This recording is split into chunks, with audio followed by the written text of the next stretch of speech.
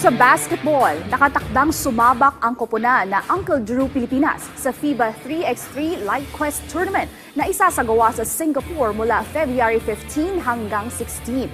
Yan ang ulat ni teammate Daryl Oclares. Muling ipapamalas sa International Hardcourt ang Pinoy brand of basketball pagdating sa tatluhan dahil lalahok ang Uncle Drew Pilipinas sa isang FIBA 3x3 Light Quest Tournament na gaganapin sa Singapore mula February 15 hanggang 16. Binubuo ang koponan ng mga veteran Filipino 3x3 players na sina Shaq Alanes at TH Tumalip, kasama rin ang mga import na sina Jose Blasquez at Joshua Keys. Sa panayam ng PTV Sports sa team owner ng Uncle Drew Pilipinas na si Andrew Combate, hindi na niya umano sinayang ang pagkakataon na makatungtong ang kanyang koponan sa isang international half-court tournament. Actually, we started to participate at 3x3 League last year. So we can offer from Coach Anton Atimerano na maglaro nga sa International League. So syempre, International League yun. So we got ang offer. So yun, tuloy-tuloy na. So sumali na kami doon.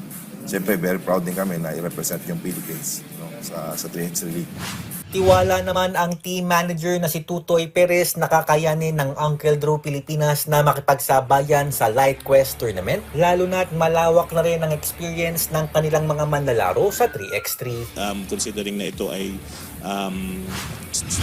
short tournament, siguro ito yung pwede rin namin i-maximize sa team na yung sigurado pare-pares din magiging experience ng mga team na talagang short lang yung pag-prepare pero i-maximize namin to the extent na pag magkakasama-sama kami, i-maximize namin yung talent ng bawat team, bawat players.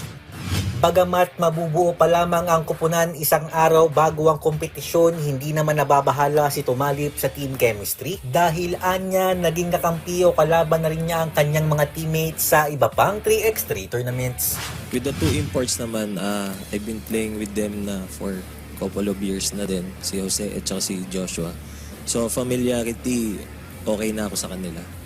And yung constant communication din with Coach Anton sa mga plays and kung anong dapat namin gawin. Yan.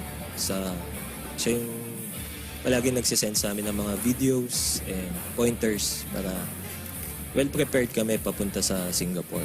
Ang sasalihan na Light Quest Tournament ng Uncle Drew Pilipinas ay magsisilbing qualifier para sa FIBA 3x3 Challenger na magiging daan naman para makalahok sa FIBA 3x3 World Tour. Daryl Oclares para sa Atletang Pilipino para sa Bagong Pilipinas.